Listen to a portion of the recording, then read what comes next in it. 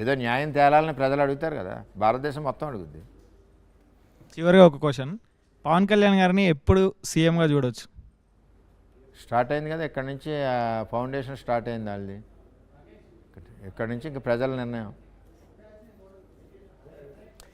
అంటే రేపు టీడీపీ కూటమి అధికారంలోకి వస్తే చంద్రబాబు అరెస్టుకు ప్రతీకార చర్యలు తీసుకునే విధంగానే ఉంటుందా అని అడిగిన క్వశ్చన్ కూడా.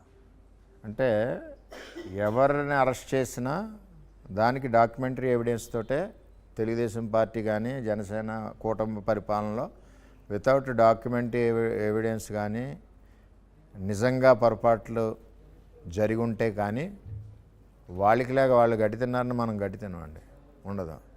ప్రతిదానికి ఎవిడెన్స్ ఉంది, అరెస్ట్ అవ్వాల్సిందే. ఎవడన్నా ఎవిడెన్స్ లేనిదే ఎలా పెడతారు? ఎలా పెట్టరు? అది చంద్రబాబు నాయుడు గారు పవన్ కళ్యాణ్ నైజం కూడా కాదు.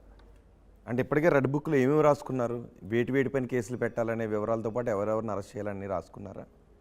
ఉన్నాయి, రెడ్ బుక్లో ఉన్నాయి. ఆఫీసర్స్ చేసిన తప్పులు, అలాగే రాజకీయ నాయకులు చేసిన తప్పులు, పోలీస్ డిపార్ట్మెంట్ కిందల నుంచి పై వరకు చేసిన తప్పులు. ఒక అమ్మాయిని ఏడిపిస్తున్నారు, ఒక అమ్మాయిని ఇబ్బంది పెడుతున్నారు. వాడు వైసీపీ వాడైతే వాడి మీద కేసు ఉండలేదు. ఆ అమ్మాయి జీవితం ఏం కావాలి? ఇటువంటివన్నీ కూడా చాలా ఉన్నాయి ప్రతి చోట. రెడ్ బుక్లో మొదటి పేరు ఎవరిది? బుక్ నాకు చూపించలేదండి. రైట్.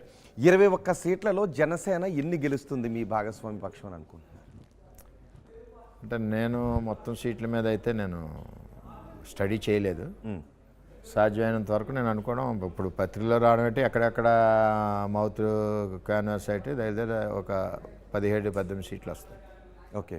అంటే మీరు ఏ సీట్లను స్టడీ చేశారు? మీ పిఠాపురంతో పాటు మీరు స్టడీ పిఠాపురం మా జిల్లాలో అన్నీ వస్తాయండి. అంటే ఉమ్మడి తూర్పుగోదావరి జిల్లాలో గోదావరిలో వస్తాయి. ఓకే. వెస్ట్ ఈస్ట్, ఉమ్మడి తూర్పుగోదావరి, ఉమ్మడి పశ్చిమ గోదావరిలో కూడా వస్తాయి. ఉమ్మడి తూర్పుగోదావరి జిల్లాలో 19 నియోజకవర్గాల్లో కూటమి ఎన్ని నియోజకవర్గాల్లో గెలవబోతుంది? 17 సీట్లు వస్తాయి. తుని ఏం జరగబోతుంది? తుని కూడా గెలుస్తాం. కానీ తునిలో గట్టి పోటీ ఉందంటున్నారు, నిజమేనా? పోటీ ఉంటుంది. పోటీ ఎప్పుడు కూడా తుని ఎప్పుడు పోటీగానే ఉంటుంది, అలాగే గెలుస్తూ ఉంటారు. ఆయన సార్ కూడా 6 సార్లు 7 సార్లు గెలిచారు, రామకృష్ణ గారు కూడా. ఇప్పుడు మట్టిగా 100% తుని దివ్య గెలుస్తుంది. ఓకే. ఇంతకుముందు మా ఎడిటర్ అడిగారు పవన్ కళ్యాణ్ ఎప్పుడు సీఎం కాబోతున్నారని. పవన్ కళ్యాణ్లో సీఎం అయ్యే లక్షణాలు లేవు అని వైసీపీ నాయకులు అంటూ ఉంటుంటారు. సో మీరు చాలా దగ్గరగా చూశారు కాబట్టి ఆయన గెలుపు కోసం కూడా మీరు మొన్న క్యాంపెయిన్ చేశారు, సీట్ త్యాగం చేశారు. పవన్ కళ్యాణ్ సీఎం అయ్యే లక్షణాలు అవకాశాలు ఉన్నాయంటారా? ఇప్పుడు వాళ్ళు ఏమనుకుంటున్నారంటే లేవు అంటున్నారు. కాసేపు వాళ్ళ యాంగిల్కి వెళ్దాం. అంటే వాళ్ళ ఉద్దేశం అంటే జగన్మోహన్ రెడ్డి లాగా ఇన్ని కేసులు క్వాలిఫికేషన్ పవన్ కళ్యాణ్కి ఉండాలని, జగన్మోహన్ రెడ్డి లాగా నా చిన్నాన్ని నేను చంపేసుకున్నాను ఆ క్వాలిఫికేషన్లు అనుకుంటున్నారు వాళ్ళు. మరి అవి పవన్ కళ్యాణ్ గారికి ఉండవు కదా. కానీ పవన్ కళ్యాణ్ గారికి ఉండదంటే ప్రశ్నించే తత్వం, రాష్ట్రాన్ని బాగు చేయాలని, అభివృద్ధిలో తీసుకెళ్లాలని ఆలోచనతో ఆయన ఉన్నారు. వీళ్ళు క్వాలిఫికేషన్స్ ఏంటంటే ఇవన్నీ క్వాలిఫికేషన్స్ మాకు ఉన్నాయి, అందుకనే మేము సీఎం అయ్యాం. ఆ క్వాలిఫికేషన్లు మరి పవన్ కళ్యాణ్ గారికి లేవు కదా. ఈడీ కేసులు లేవు, మర్డర్ కేసులు లేవు, నిజాయితీగా నిప్పులా ఉన్నాడు ఆయన. ఎట్టి పరిస్థితుల్లోనే ఆయనకి లేకపోవడం ఏంటి?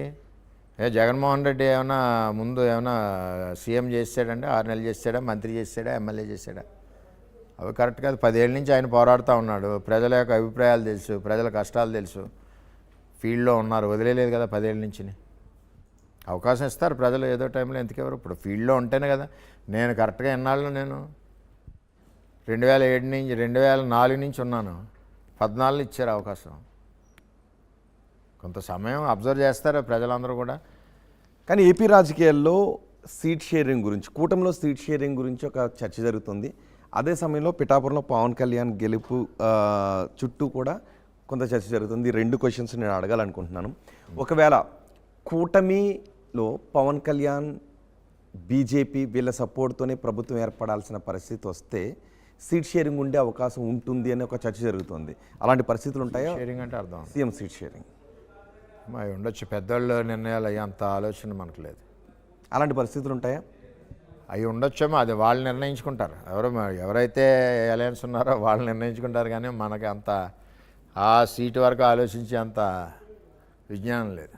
వరం గారు, ఇంకొకటి, పిఠాపురం నుంచి పవన్ కళ్యాణ్ గెలిచి సభకి వస్తే సభలో ఫస్ట్ చంద్రబాబు అవుతారు, 2 లోకేష్ అవ్వాలని టీడీపీ కేడర్ అనుకుంటుంది. కానీ పవన్ కళ్యాణ్ గెలిచి వస్తే ఆ స్థాయిలో పవన్ కళ్యాణ్ అవుతారు. సో లోకేష్ 3వ స్థానంలో పరిమితం అయ్యే అవకాశాలు ఉంటాయి. కాబట్టి పిఠాపురంలో పవన్ కళ్యాణ్ ఓటమి చెందాలని టీడీపీ నాయకులే చాలామంది అనుకున్నారని ఒక చర్చ జరుగుతుంది. చాలా అది తప్పండి.